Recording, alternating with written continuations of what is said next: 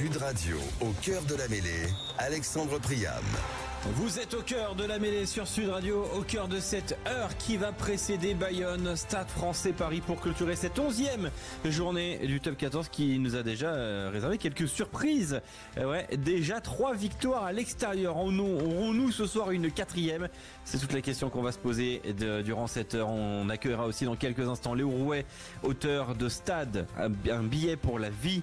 C'est son livre et c'est un magnifique cadeau pour Noël. On évoquera aussi l'entretien de Mathieu Gélibert dans Sud-Ouest.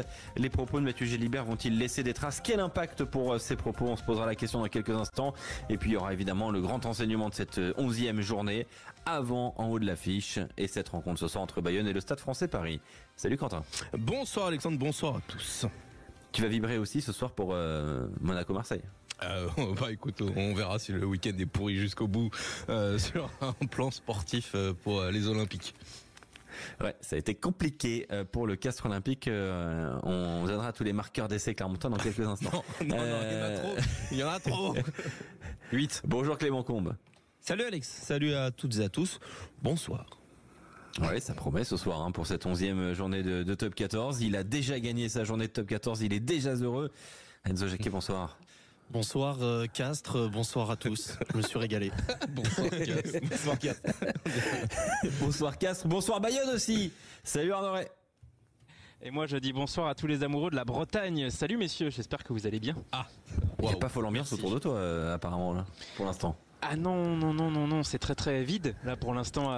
On commence à voir quelques joueurs qui viennent s'échauffer à Bayonne tranquillement, mais non, là pour l'instant ça démarre, ça arrive tranquillement au stade. On est en train de se restaurer dans les travées là, je vous annonce qu'on s'échauffe, mais autour de la buvette ici à Jean Daugé pour l'instant. Ouais, qui joue le plus gros ce soir? Est-ce Bayonne qui est actuellement 7e au classement et qui a une potentielle occasion d'entrer dans dans ce top 6, de revenir dans ce top 6, ou le Stade Français Paris 12e mais qui reste sur un super résultat face au Racing? C'est une bonne question. C'est une bonne question parce que les Bayonnais sont invaincus à la maison, ils veulent le rester. Ils étaient sur une super dynamique avant cette large défaite à Toulon la semaine dernière, donc ils veulent la garder. Donc pour eux c'est vraiment super important de rester invaincu à la maison. Et le Stade Français, on va voir. Moi j'attends surtout le Stade Français ce soir pour tout vous dire, parce que les Bayonnais à la maison, on sait que ça va être costaud. Le stade il sera à guichet fermé, ce sera plein tout à l'heure. Donc on sait un petit peu ce qui nous réserve. Mais en revanche les Parisiens qui ont déroulé face au Racing, qui ont réalisé selon leur directeur sportif leur meilleure prestation depuis qu'ils sont arrivés à la tête du stade. Est-ce qu'ils vont vraiment se lâcher? Est-ce qu'ils vont nous faire un énorme match ici et gagner un match à l'extérieur? Moi j'attends beaucoup du Stade Français ce soir, messieurs. On en attend beaucoup aussi, et il y a certains joueurs qui sont entrés sur la feuille de match qui vont être scrutés par l'équipe sportive, notamment Laurent Labitte, qui s'est exprimé cette semaine en conférence de presse. On écoute Laurent Labitte, directeur sportif du Stade Français Paris, montage Clément Combe. Il y aura des changements parce que, ce que j'ai dit, il y a des joueurs qui ont été blessés, il y a des joueurs aussi qui ont été malades. Le cas de Pierre Huguet par exemple, qui fait partie de ces joueurs qu'on n'a pas pu utiliser un peu plus et que d'autres joueurs ont été très utilisés. C'est un turnover pour aller faire un résultat à Bayonne et pour aussi envisager le match au Munster, la réception des Saracens, le match de Perpignan, le déplacement à Toulouse, la réception de Bordeaux, tout ce qui s'annonce devant nous avec, comme je l'ai dit, plus que 2 joueurs à l'infirmerie qui devraient revenir d'ici un mois et demi. Ouais, quand même. Alors oui, un turnover, mais une belle équipe alignée ce soir avec un champion olympique sur le banc. Ah oui, Andy Thimo qui portera le numéro 19, et ça fait franchement plaisir de revoir Andy avec les pros, lui qui n'a pas encore joué je crois depuis le début de la saison avec les pros, donc ça fait du bien de le revoir, lui qui avait quand même brillé au Stade de France avec les Bleus du 7, et puis c'est une grosse compo avec notamment une ligne de 3 quarts complètement inchangée par rapport à la semaine dernière. On rappelle quand même qu'ils ont les ailiers ont marqué 4 essais à eux deux la semaine dernière. Ils seront là, Lester Etienne et Dakou Aka sur les ailes parisiennes, donc on a quand même une très grosse équipe du Stade Français ce soir pour venir à Bayonne. On n'a fait que 4 petits changements dont Pierre Huguet dont parlait Laurent Labitte. Et puis tu verras, peut-être que tu n'as pas eu le bonheur de voir Setareki Turaga-Koke qui joue au rugby à 18 ans, je crois que c'est ça, et c'est un 2006 ou un 2007. 2006. Exactement. 2006, Turaga-Koke, c'est hallucinant. Plus jeune Fidjien à avoir porté le maillot de la sélection nationale de l'histoire. C'est vraiment, il est impressionnant. Je pense qu'aujourd'hui ça va être magnifique face à une deuxième ligne. Chouznou, Lucas Paulos, l'international argentin, et cette troisième ligne de pénibles. Giovanni Abel Köfner, Ouzair Kassim et Esteban Capilla face à Ryan Chapuis, Romain Briat et Pierre Huguet. Ça promet ce soir, coup d'envoi, allez 21h07, dans une heure exactement sur Sud Radio pour cette rencontre entre le Stade Français Paris et l'Aviron Bayonnais du côté de Jean Daugé. Reste avec nous Arnaud, participe à tous les débats, mais d'abord on va revenir sur toutes les informations de cette semaine. Quentin Camanis avec déjà des résultats en top 14. Les résultats en top 14 avec le succès du Stade Toulousain sur la pelouse du Racing 92 à Créteil 21-17. Victoire de la section paloise face au Loup Rugby 29-15 avec la sortie sur blessure de Baptiste Couillou, le demi de mêlée lyonnais. Vannes a peut-être réussi l'exploit de cette journée en s'imposant pour la première fois de son histoire à l'extérieur en top 14. Succès à La Rochelle 23-14. L'UBB s'est imposé face au MHR 9-6. À la fin du match, Mathieu Jalibert a annoncé qu'il prolongeait avec l'UBB jusqu'en 2028. Clermont s'est imposé largement face à Castres 54-10 avec le bonus offensif. Et Toulon a signé également un succès à l'extérieur sur la pelouse de l'USAP 22-13. Dans le reste de l'actualité, il y avait du rugby à 7 ce week-end avec des résultats mitigés pour les Français et notamment l'équipe de France masculine qui a terminé 5e du tournoi de Dubaï. Les Français ont perdu en sortie de poule face aux Fidji 19-17 dans le remake de la finale olympique. Ils ont tout de même remporté leur match de classement, c'était face aux Sud-Africains et se classent donc 5e. Les filles, elles, après un début de tournoi compliqué, ont su s'accrocher pour finalement arracher la médaille de bronze en battant dans la petite finale la Grande-Bretagne sur le score de 15-12. Et puis enfin Alexandre, les derniers résultats à donner, il s'agit de ceux de Pro D2 avec Brive qui a battu Montauban 37-22, succès de Dax à Nevers 31-24, Mont-de-Marsan s'est imposé à Oyonnax 30-24, Aix-en-Provence a battu Nice 33-30, succès de Soyons-Angoulême face à Valence-Roman 24-14, Béziers a battu Agen 34-24, Biarritz a battu Aurillac 23-6 et Grenoble s'est imposé face à Colomiers 65-19. Oui, exactement, avec une très très belle journée de Pro D2. Tiens, je vais me permettre d'ajouter des résultats de national, puisque bah oui, bien sûr, il y avait quelques rencontres. Périgueux-Albi 21-16, Chambéry-Langon 45-3, Marc-en-Barœul-Hier, ça ne s'est pas joué puisqu'on rappelle que le RCHCC a déposé le bilan, et puis Bourgoin-Jallieu-Tarbes 21-32, ce qui nous donne au classement Rouen qui est désormais leader avec 53 points devant Chambéry 49 points, Narbonne 47 unités, Périgueux est 4e avec 45 points, 5e Carcassonne 41 points, 6e Albi 40 points, 7e Suresnes, 8e Bourg-en-Bresse, 9e Langon, 10e Massy, 11e Tarbes, 12e Bourgoin, 13e Marc-en-Barœul et 14e donc le club de hier, mais qui ne peut pas jouer cette saison, donc c'est un cas un petit peu particulier. On parlait des résultats de Top 14 et de Pro D2. Dans un instant, sur Sud Radio, on va parler des stades qui vous font vibrer avec Léo Rouet, auteur de Stade Billets pour la vie. À tout de suite. Sud Radio. Vous êtes sur Sud Radio, au cœur de la mêlée pour vivre cet avant-match de Bayonne, Stade Français Paris, avec plein de sujets qu'on va aborder ensemble sur Sud Radio, avec tout à l'heure en haut de l'affiche de cette 11e journée. On se posera la question des grands enseignements de la 11e journée, de l'entretien de Mathieu Jalibert. Les propos de Mathieu Jalibert vont-ils laisser des traces? Quel impact pour les propos de l'ouvreur de l'Union Bordeaux-Bègles? D'ailleurs, il y a un sondage présent sur la chaîne, sur le compte Twitter Sud Radio Rugby. Le sondage est disponible.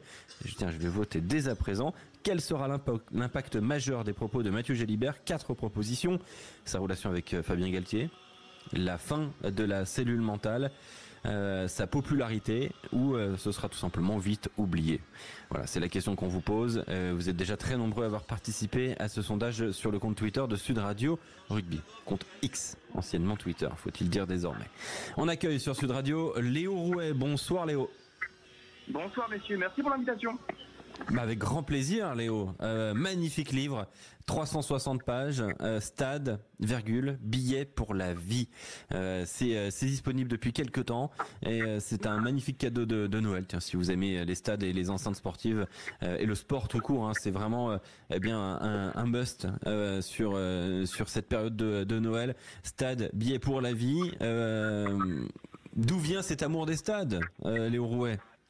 Oh, comme beaucoup d'entre vous, de l'enfance, des premiers stades que j'ai fait avec mon papa, main dans la main, sans forcément le vouloir, mais en le suivant avec passion. Et en fait, au fil des années, en jouant au football, en jouant à d'autres sports, on se prend un peu de passion pour pour le sport d'abord et puis pour les enceintes sportives ensuite. Et puis après, en grandissant, l'adolescence et un peu plus grand, l'amour grandit, j'ai envie de dire, et c'est comme ça que c'est né.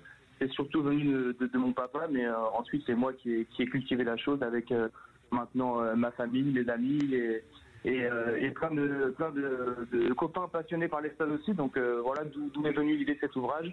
J'avais pensé à peu près il y a 5, 6, 7 ans, mais sans forcément le mettre en place. Et il y a 2 ans et demi maintenant, je l'ai mis en place après avoir fini mes études. Et donc après 2 ans de dur labeur, l'ouvrage est sorti, donc je suis plutôt content. Oui, et c'est un ouvrage rempli de vie, de passion, avec d'ailleurs cette très belle couverture. On aurait pu imaginer un stade, des sièges, non. Ce sont les spots d'un stade dans un ciel presque de lave. Exactement, c'est même les lampadaires. Vous pouvez d'ailleurs voir la couverture sur sur le flux vidéo de l'émission en direct sur sudradio.fr et sur l'application. Oui, Léo. Merci beaucoup. Non, je disais que c'était les lampadaires du stade Marcel de Flandre, tout simplement, donc l'endroit où je travaille aujourd'hui. Et c'était un peu particulier parce que ce temps-là, on n'a pas retouché la photo en fait. J'ai vraiment pris la photo avec l'appareil et on l'a sorti en mode brut. Le ciel était vraiment comme ça et je trouve un peu l'histoire belle de cette couverture donc à l'endroit où je travaille et avec un ciel qui n'est pas du tout retouché et qui est vraiment à l'image de ce que je vis au quotidien. C'est vrai que nous on est des amoureux de sport, hein, vous imaginez bien dans l'équipe. Et du coup ça me vient cette question c'est quoi, Quentin, toi, ton premier souvenir marquant d'un stade? Alors il y en a 2, je pense. Il y a le Stade de France parce qu'il y avait des énormes événements avec le Stade Français de l'époque de Gozzini. Donc je me souviens d'aller voir le Stade Français au Stade de France à l'époque. Et après sinon il y a la paillade avec mon grand-père dans le sud. Ouais, donc ça c'est les 2 premiers stades que tu as fait. Ouais. C'est les 2 stades qui t'ont marqué d'abord dans ta vie. C'est les stades de l'enfance, tu vois. C'est les premiers souvenirs au stade. Tu vois. Ouais. Donc, non, mais j'entends bien. Toi, Clément, est-ce que tu as un souvenir particulier d'enfance dans un stade qui t'a marqué? J'ai 2 souvenirs au Stade de France où j'étais tout petit avec mon papa. C'est un stade toulousain, un stade français, Stade toulousain au Stade de France, avec la chance, je sais pas comment on s'est retrouvé là, mais on était au 3e rang. Voilà, complètement au Stade de France. J'ai William Servat qui fait un lancer en touche. Ça doit être la saison 2010-2011, si je dis pas de bêtises. Voilà, avec des joueurs absolument délirants des 2 côtés. Il y a les frères Bergamasco, il y a Parissé au Stade Français, il y a Servat du Sautoir et toute la clique du côté du Stade Toulousain. J'ai un souvenir quelques mois plus tard lors d'un France-Italie lors du tournoi 2012. Avec, je ne sais pas si vous vous souvenez, cet essai de Vincent Clerc, l'équipe de France joue en blanc et François Trindu qui fait une aile de pigeon, ça rebondit sur le genou d'Aurélien Rougerie. C'est un essai qui avait été un petit peu marquant et derrière Vincent Clerc va marquer. Et ensuite, il y a un stade qui m'a marqué dernièrement, mais j'avais eu l'occasion d'aller voir Racing La Rochelle, la demi-finale de Champions Cup à Bollaert, à Lens. Le stade n'était pas complètement plein, mais je me souviens que quand j'avais été dans ce stade, je m'étais dit il faut qu'un jour je revienne pour voir un match du RC Lens. Parce que l'architecture est magnifique et parce que ce stade doit faire vibrer supporters comme non-supporters une fois qu'on est dans les gradins lors d'un match du RC Lens. Arnaud, qui est notre commentateur agent d'OG, tiens, dans un autre stade mythique. Arnaud, quel est ton premier souvenir de stade d'enfance marquant? Marquant, je pense que c'est le Stade de France aussi. Rabine. Non, j'ai fait le Roazhon Park avant la Rabine, messieurs, pour le foot, mais non, c'est le Stade de France aussi. Exactement. À l'époque, c'était pas le Roazhon Park, c'est vrai. Non, le Stade de France, messieurs, je crois que le premier match que j'ai vu là-bas, ça devait être un France-Irlande du tournoi Destination avec ma famille aussi. Et je me rappelle, alors on était tout en haut, mais c'était l'impression d'être dans un truc immense. Et puis de soutenir son pays, les hymnes. En fait, moi, j'étais fasciné à l'époque, pourtant j'étais de mine-mêlée, de Keith Wood, le talonneur et immense capitaine irlandais. Et donc je me souviens de ce match, il m'avait marqué, ce monsieur qui était un immense joueur. Et donc plus France-Irlande au Stade de France, et puis après il y a eu d'autres stades avec vous, messieurs, sur Sud Radio. Eh oui, non mais tiens, je pose aussi la question à William, notre auditeur de Brive. Salut William, comment tu vas? Bonsoir à tous, ça va très bien, merci. Salut William, quel est ton premier souvenir marquant d'un stade, toi? En fait, il y en a 2. Moi, je suis à Limoges et le premier souvenir, c'est quand j'étais petit à l'école de rugby, on allait voir jouer l'USAL, qui était à l'époque, alors un coup ça s'appelait la Nationale 1, un coup la Fédérale 1. Et c'est vrai qu'il y a 25-30 ans, mais tu n'avais pas accès à tous les matchs de Pro D2, à tous les matchs de première division. Donc pour toi, les mecs qui jouaient, c'était les meilleurs, quoi. Moi, je me souviens, je badais un mec qui s'appelle Fabrice Péché, qui est le meilleur joueur qu'a eu Limoges. Mais c'était des moments importants parce que tu allais les voir, tu pouvais les voir après le match. Et puis tu avais 6, 7, 8 ans et tu avais l'impression de côtoyer ce qui se faisait de mieux sur la planète rugby. Donc c'était des moments vraiment forts. Et puis et petit aussi, le stade de la Méditerranée, parce qu'il y avait encore les entraînements ouverts au public à l'époque. Et quand j'étais petit, c'était l'époque du premier passage de Pierre Mignoni, Walter Olombel, Mamie à l'ouverture, Richard Castel, et on avait accès aux entraînements. Donc je me souviens, on y allait l'hiver là, pendant les fêtes de Noël où ils s'entraînaient, et puis il y était des mecs qui étaient encore très accessibles. Donc c'est vraiment deux souvenirs distincts, mais qui étaient hyper importants dans la construction à la fois de joueurs, d'hommes, et c'est de très très bons souvenirs. Moi tu vois, pour le coup, moi c'est le Parc des Princes. J'ai été emmené très très jeune au Parc des Princes par quel problème d'éducation. par mon père. En fait, moi c'est particulier parce que j'ai grandi dans une petite résidence de banlieue parisienne avec un terrain de foot en bas. Un terrain de foot qui était entouré d'un mur. C'est les Portugais de Rissorangis qu'on salue. Et il y avait un mur et j'étais tout petit, je pouvais pas grimper le mur à ce moment-là, et j'entendais les gens hurler sur les buts, les choses comme ça, mais je ne voyais jamais le match. Et on était derrière le mur, on essayait de s'imaginer ce qui se passait. Et en fait, je pense que ça a construit mon amour des stades, mon envie de rentrer dans les stades. Et puis, quand tout petit, je me suis retrouvé au Parc des Princes avec mon père. Ça a été quand même quelque chose de fort, parce que le Parc des Princes, rapidement, je me suis rendu compte qu'il y avait plein de gens de partout. Et c'est aussi ça, les Ourouais, le stade. C'est une enceinte aussi de mixité sociale. Est-ce que c'est encore le cas aujourd'hui? Pour moi, oui. Après, je sais que les avis peuvent être divers, mais pour moi, un stade, ça casse des barrières. On peut s'y retrouver. Et surtout, ce que je mets en avant dans le livre, c'est que je parle pas que du stade à l'échelle professionnelle, en fait. Je parle beaucoup de ce sport vrai à petite échelle.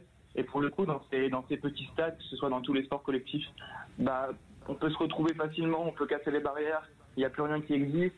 Et pour moi, c'est ça qui me fait vibrer un peu. Je me dis quand on rentre dans une enceinte sportive, quand on rentre dans un stade, quand on s'assoit en tribune, il n'y a plus rien en fait à part ça. Et c'est ça qui me fait rêver. J'imagine que c'est le cas de vous aussi, mais c'est ça qui me fait rêver moi. Mais qu'est-ce qui fait le charme d'un stade? Qu'est-ce qui fait qu'un stade il est beau, il est charmant, il y a de l'émotion? Qu'est-ce qui fait? C'est l'architecture, c'est l'ambiance, ce sont les gens. J'imagine c'est un peu tout ça, hein, mais qu'est-ce qu'on regarde en premier, Léo? Moi, ce que je regarde en premier, c'est ces tribunes, la forme de ces tribunes et ce qu'elles dégagent. Après, c'est mon avis personnel à moi.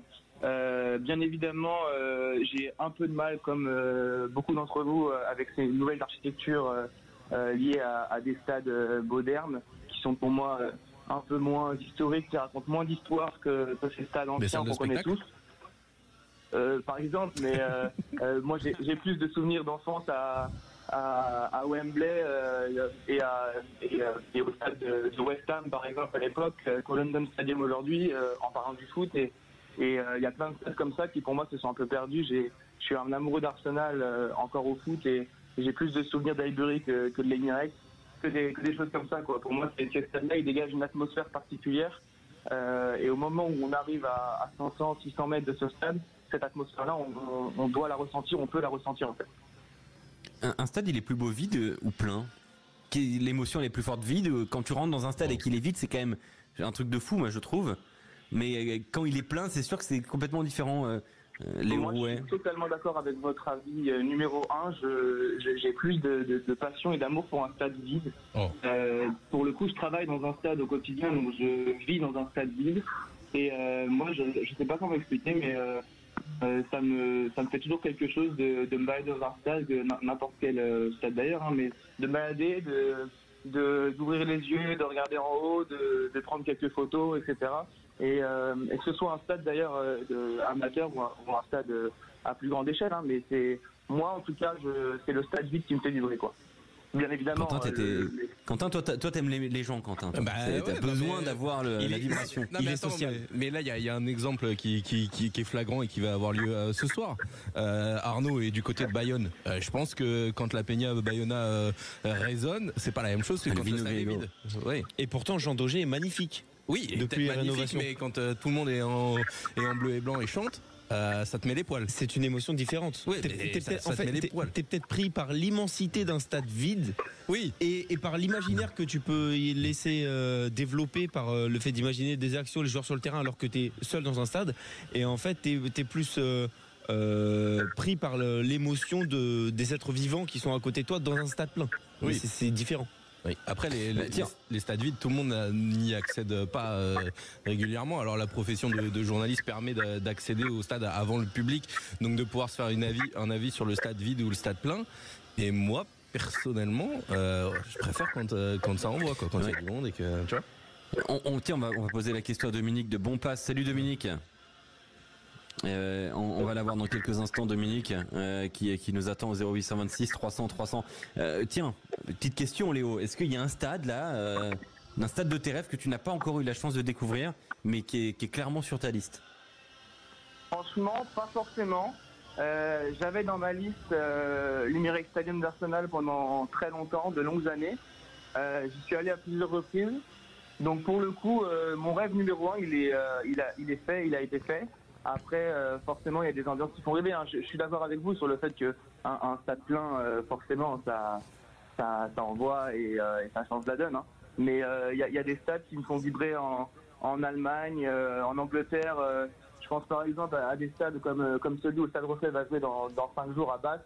C'est ces stades où l'atmosphère elle est particulière. C'est des stades qui font rêver à moindre échelle, mais qui font rêver toujours. Donc plus des stades vers l'Angleterre et vers l'Allemagne pour moi.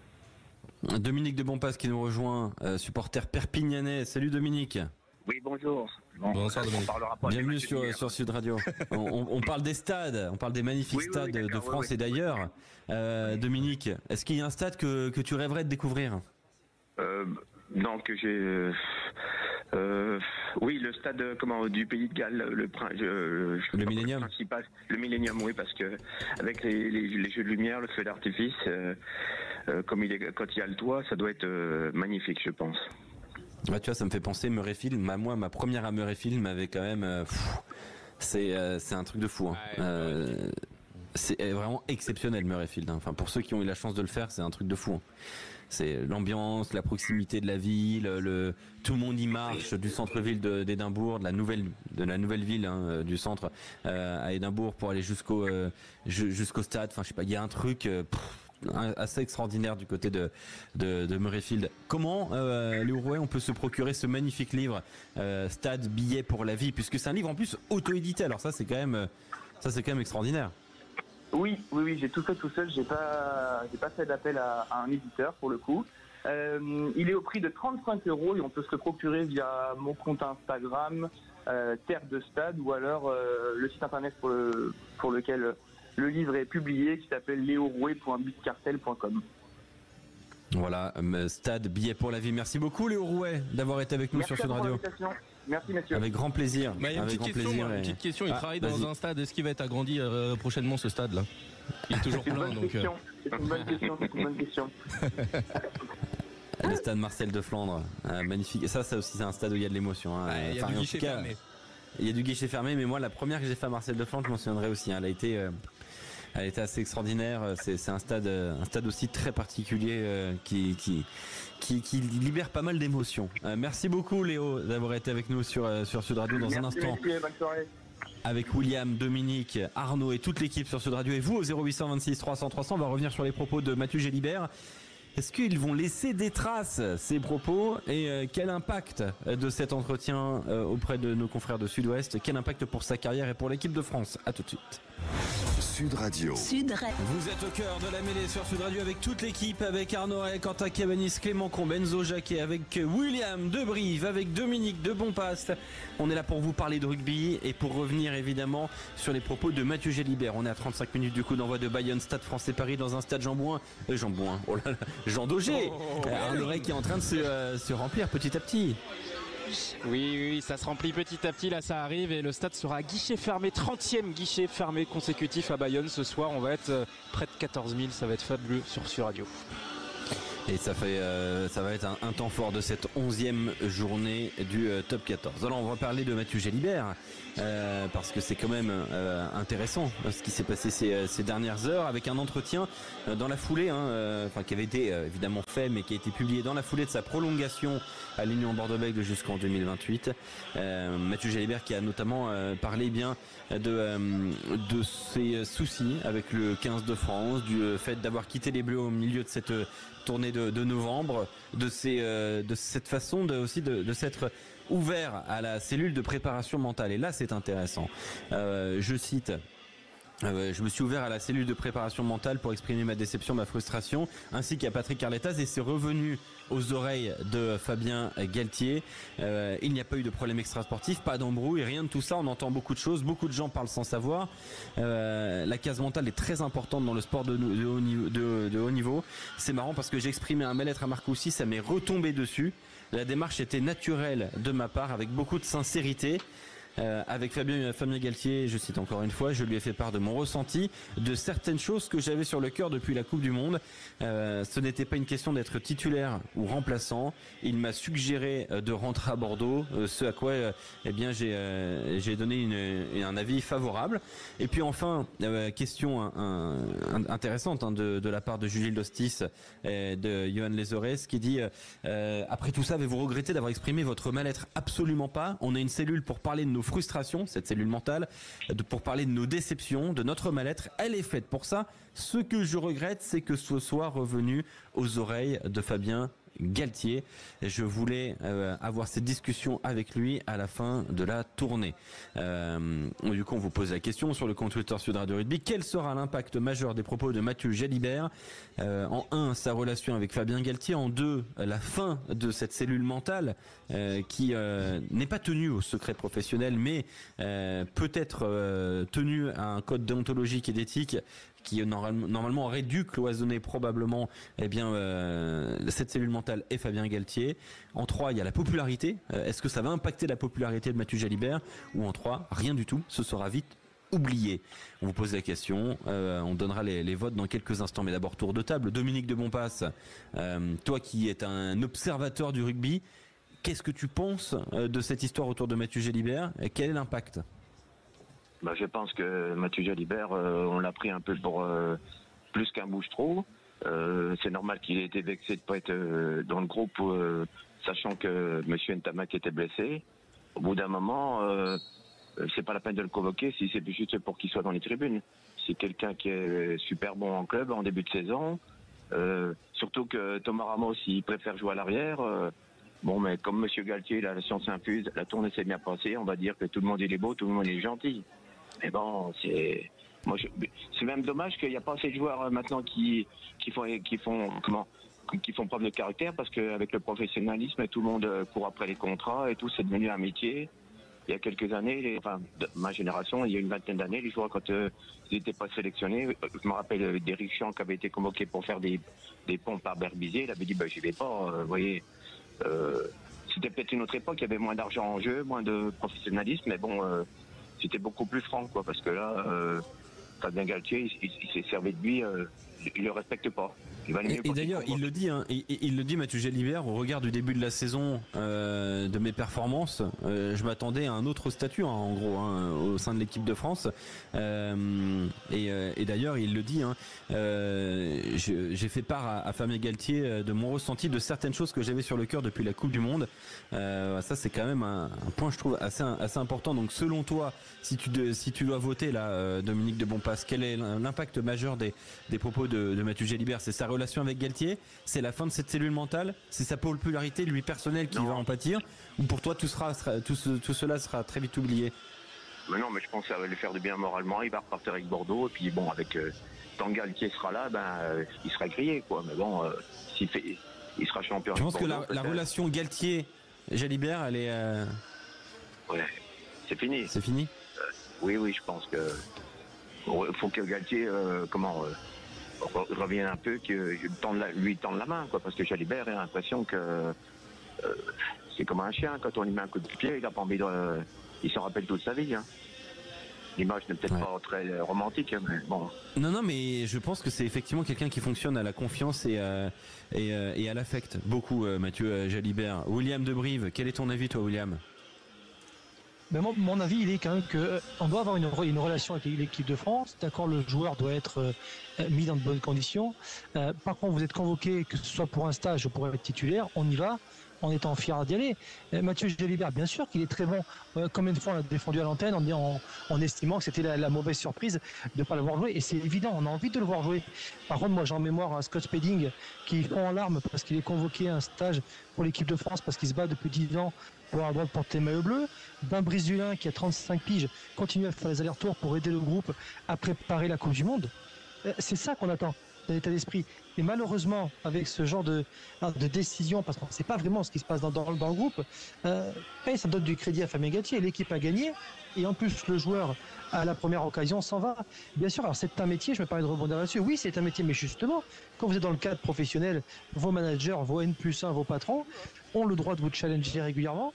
Vous avez toujours cette solution de partir, mais on ne le fait pas. Mais parce que le process, il est particulier quand même, William. C'est-à-dire que Mathieu Jalibert, il va voir la cellule de préparation mentale, il dit je me sens pas bien, je me sens pas à ma place, et tout est répété à Fabien Galtier. C'est quand même... Là, le problème, il est là. Voilà. Sur la partie Mathieu Jalibert qui devrait se battre pour rester dans l'équipe de France, moi, c'est plutôt là-dessus. Par contre, ce qui est inquiétant, c'est cette structure, parce que si cette cellule est mise en place, c'est justement pour que les mecs y aillent en confiance, en sachant qu'ils peuvent vider leur sac et repartir mieux. Si maintenant tout est balancé à Fabien Galtier et tout est balancé, mais on sait que c'est un message qui est écouté, qui est plus ou moins compris, qui est transformé, qui est donné à un patron qui en plus porte pas Mathieu Jalibert dans son cœur. Quelle information a été envoyée à Fabien Galtier? C'est-à-dire que dans quelles conditions l'entretien Galtier-Jalibert s'est préparé, avec un Mathieu Jalibert qui lui pensait que tout était réglé, un Fabien Galtier qui était peut-être monté en pression.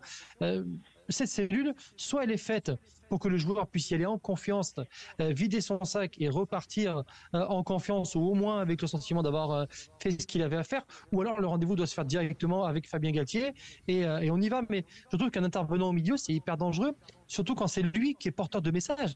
Quel message est passé, dans quelles conditions, quels mots ont été utilisés, avec quelle intention par Mathieu Jalibert, quels mots ont été utilisés par le responsable de la cellule. Donc cette cellule, si elle existe, il faut qu'elle soit beaucoup plus réglementée, beaucoup plus normée, et que les mecs y aillent en confiance. Il faut qu'elle soit utile. Elle n'est pas là pour que le joueur soit mis dans la difficulté. William, moi je suis plutôt d'accord avec toi. Arnaud, qu'est-ce qu'en pense Arnaud? Tiens, notre commentateur du côté de Bayonne. Arnaud, c'est vrai que c'est un sujet un petit peu nouveau, hein, parce que on n'avait encore jamais eu ce cas de figure là au sein du 15 de France. Quel sera l'impact majeur selon toi des propos de Mathieu Jalibert? Il y aura un après, je pense, clairement, entre les deux hommes. Après, je trouve qu'il sort quand même plutôt par la bonne porte, hein, Mathieu Jalibert, de cet entretien, parce que ça a l'air, enfin, de ce qui ressort, hein, parce que encore une fois, on n'est pas dans le vestiaire, on ne sait pas ce qui se passe. Ouais, je trouve qu'il est, on sait, hein, Mathieu Jalibert, comme le disait William, c'est un joueur un peu, entre guillemets, un peu starlet, c'est-à-dire que c'est un joueur qui, on sait, doit être en confiance, doit être dans du coton, c'est un petit artiste sur le terrain, mais il a ses petits désirata aussi, donc il faut le polisser, il faut savoir le titiller quand il faut. On se rappelle de Christophe Furios sur la fin de son mandat à l'UBB, il lui était rentré dans la bouche, ça n'avait pas plu à Jalibert et ça avait certainement valu sa place. Il n'y avait pas que lui, il y avait un certain Cameron Wauquiez, donc c'est un joueur pas simple à gérer, très honnêtement, dans un groupe, mais en même temps je pense qu'aussi si vous avez sa confiance, il fera tout pour vous, et je pense que ça c'est quelque chose que Fabien Galtier, enfin moi je suis pas dans le groupe, donc c'est compliqué de voir, mais je sais pas si c'est quand même la plus grande qualité de Fabien Galtier, le côté humain, voilà, même s'il en parle beaucoup. Je suis pas sûr, enfin des échos qu'on a des joueurs et tout, c'est quand même pas celui avec qui on va aller faire des câlins. Donc après, est-ce que c'est le rôle aussi du sélectionneur du 15 de France? Je ne sais pas. Donc non, moi je pense que c'est très. T'es choqué toi d'apprendre par exemple que Mathieu Jalibert il aille en fait s'ouvrir à une cellule mentale qui répéterait selon Mathieu Jalibert tout à Fabien Galtier? Moi je sais déjà c'est quelle cellule mentale. Est-ce que c'est celle de Proval qui est mise pour les clubs pro? Est-ce que c'est celle au sein du 15 de France? C'est celle de Campo qui s'appelle Campo. Voilà. D'accord, ok, très bien. Je sais pas, je pense que c'est aussi le rôle des préparateurs mentaux et des personnes qui entourent le 15 de France de donner un petit peu le pouls de l'équipe, et s'ils ont un joueur qui est en mal-être, c'est quand même important plutôt que de le mettre sur une feuille de match alors qu'il est pas dedans. Moi je trouve au contraire que c'est peut-être la seule chose qui dénigre un peu Mathieu Jalibert là-dessus, c'est que je le trouve très professionnel dans son interview, mais quand il dit j'ai envie d'attendre la tournée pour dire à Fabien Galtier que je suis pas bien dans le groupe. Ben non garçon, tu le dis dès le début et tu viens pas en fait. Et en fait tu lui dis cache les choses. Et c'est ça là où c'est peut-être un petit peu plus compliqué. Moi que la cellule elle dise à Fabien Galtier, j'ai envie de dire c'est ton numéro 10, c'est un joueur ultra important qui peut être sous le feu des critiques, tu vas jouer les Blacks, tu vas jouer l'Argentine, tu vas jouer le Japon, tu vas pas mettre un mec qui est pas bien dans le groupe humainement et qui va du coup pas faire des bons matchs s'il est pas dedans. Donc moi je trouve logique finalement quel est l'intérêt de cette cellule Fabien Galtier. Mais non, il faut c'est pour crever les abcès aussi. Le joueur il se sent pas bien. Est-ce qu'on le joue? Non. C'est pour crever les abcès, mais quand tu vois que tout ce que tu as dit dans la cellule revient aux oreilles de ton sélectionneur, et tu n'iras plus te confier.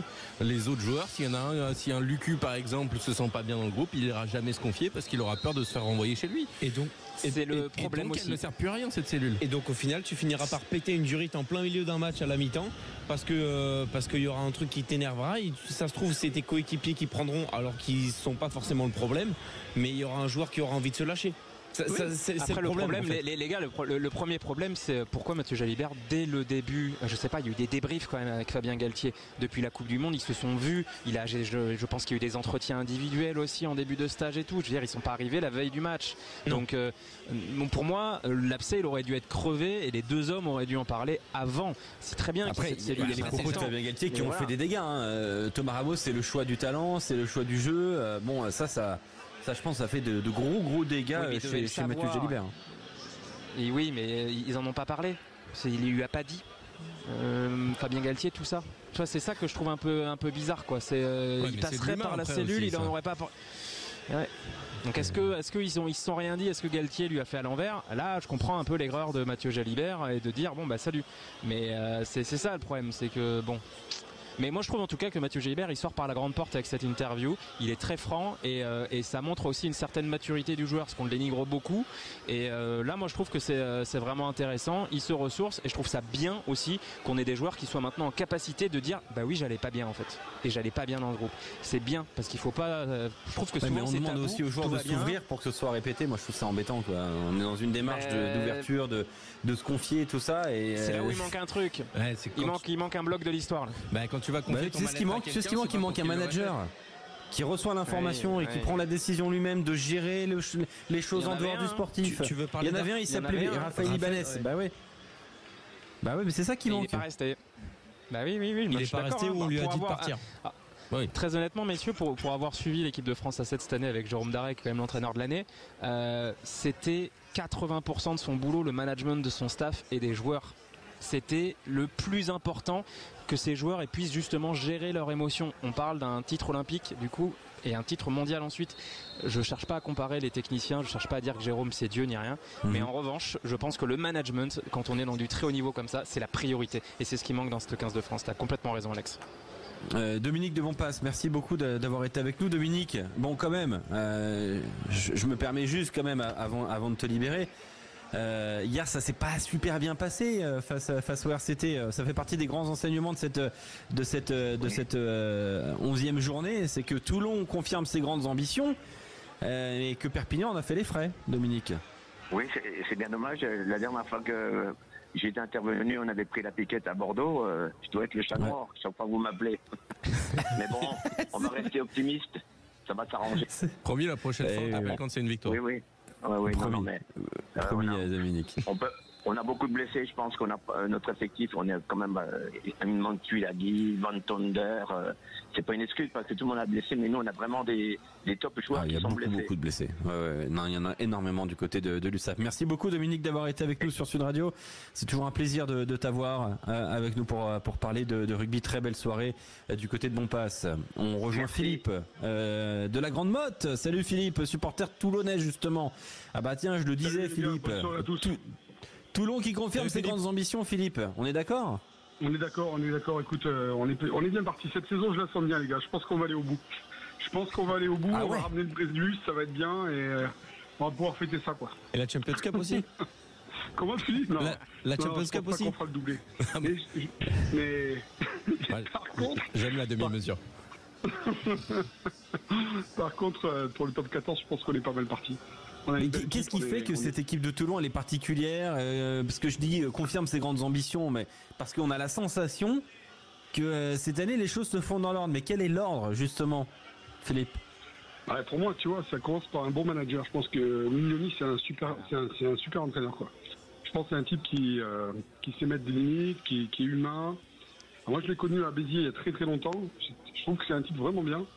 Je pense qu'il arrive à maturité dans son taf. Il maîtrise bien son boulot, honnêtement.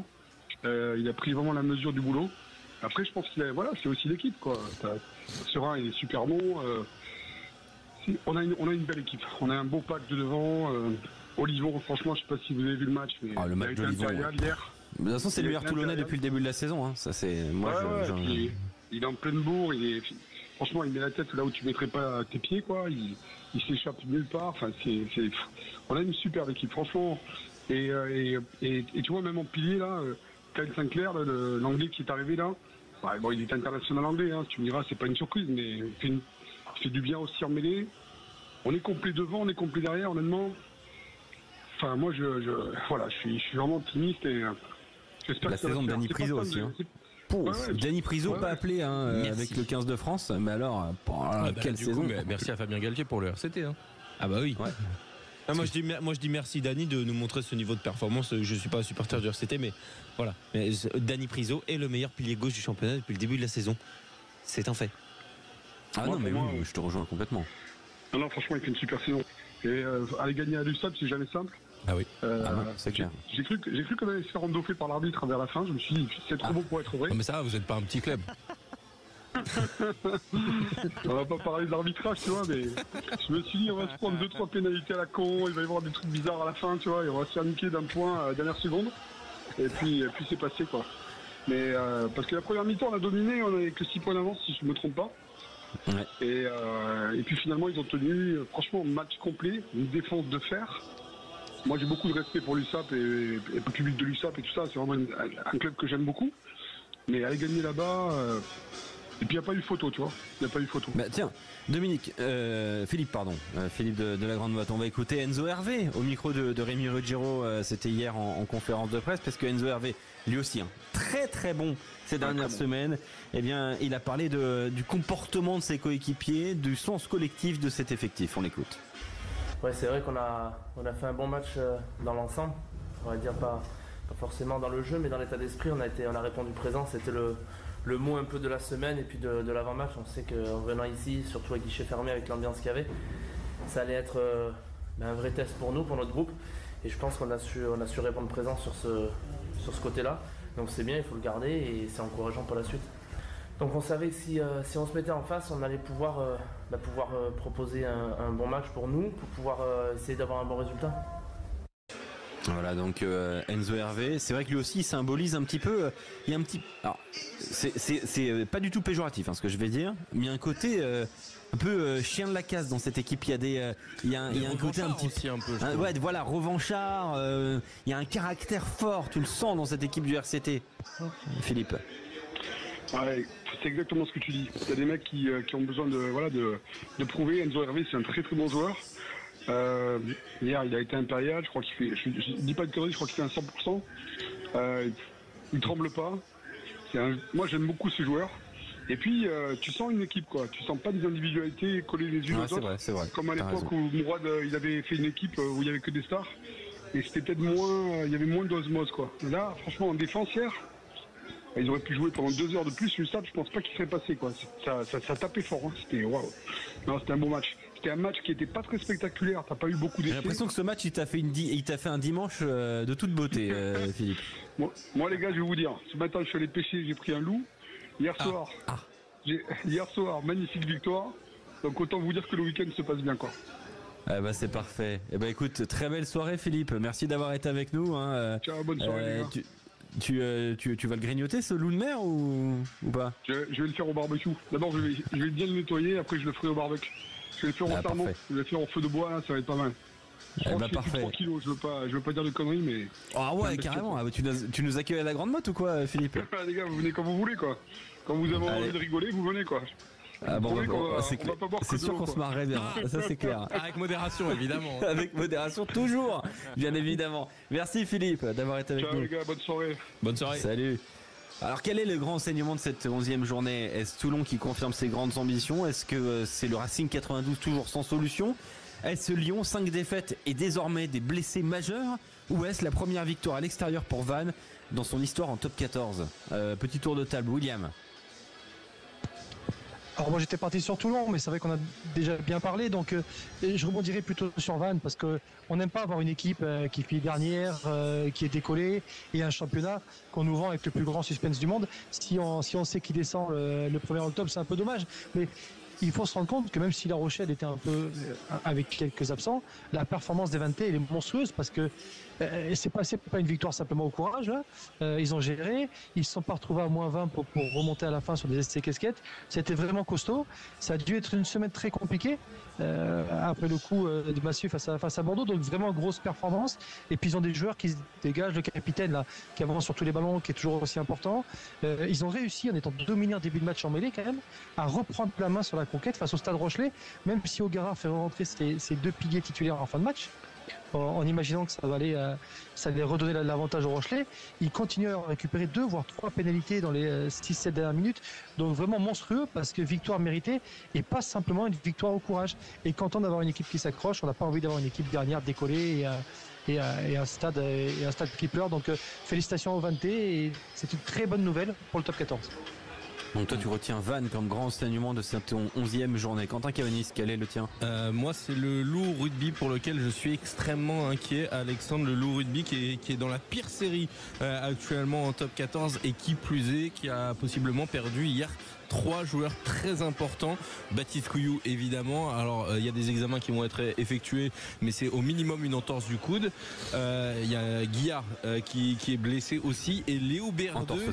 Et Léo Berdeux de base, le staff lyonnais parlait d'une béquille, mais il redoute une déchirure. Donc tu peux perdre potentiellement tes 3 meilleurs joueurs pour une longue durée, sachant que Couillou, c'est lui qui tenait cette équipe, du moins, qui essayait de maintenir cette équipe hors de l'eau. Là tu perds Couillou, Berdeux, Guillard. Ça peut être très inquiétant. Le Loup n'a que 3 points d'avance sur Vannes, dernier du top 14. Donc on peut avoir d'ici une semaine ou deux le Loup en dernière position, et ça peut devenir très très inquiétant pour les Lyonnais. Ouais, tiens, on va écouter ce que disait Charlie Cassan, le demi-mêlée remplaçant de cette équipe de Lyon, qui avait l'air un petit peu touché forcément par cette défaite. On rappelle le score sur la pelouse de Pau, 29-15. Charlie Cassan au micro d'Inès Irigoyen qui parlait des objectifs des Rodaniens qui sont désormais bien clairs. Il va falloir basculer sur le maintien, oui. Mais là, il va falloir être sincère entre nous et se dire qu'on joue le maintien. Et après, j'ai l'impression qu'il y a des lancements première main qui ont été marqués. Il y a des choses peut-être qu'on va pouvoir ressortir du positif, mais oui, bien sûr qu'il va falloir vite basculer sur la suite parce que c'est un championnat qui commence à être resserré derrière. Je crois que j'ai vu que Vannes avait gagné à La Rochelle, donc voilà, il va falloir regarder vers le bas et se dire les choses et surtout rester ensemble, rester soudés pour se battre et rester dans ce top 14. Voilà, donc la mission maintien désormais pour Lyon. Avec les blessés, ça va pas être évident. Très rapide, le tour de table. Clément Combe, quel est ton grand enseignement de cette 11e journée? Mon grand enseignement, c'est pas une équipe, c'est que comme chaque année, au final, entre la 5e et la 14e place, ce top 14 est illisible. Il y a 13 points d'écart, tout peut se passer. En début de saison, Lyon, c'était fantastique en attaque. C'était un jeu léché. Il suffit d'une série de 5 défaites pour qu'ils se retrouvent à déclarer qu'ils jouent le maintien. Le Stade français, on les voyait au fond du trou. Il se trouve qu'au final, s'ils vont chercher la victoire, ils repassent devant le Racing et ils repassent 8e. Bon, voilà, c'est illisible. C'est à la fois génial et à la fois très compliqué d'analyser les équipes les week-ends après les autres. Enzo Jacquet, rapidement. Moi je vais parler de Montpellier qui est un peu mieux sur ses 3 derniers matchs. À Castres, ils auraient pu faire un coup contre Pau, ils déroulent. Et là à Bordeaux, ils ont été accrocheurs, ils auraient même pu gagner ce match, mais malheureusement ça paye pas encore, mais ça pourrait payer dans les journées à venir.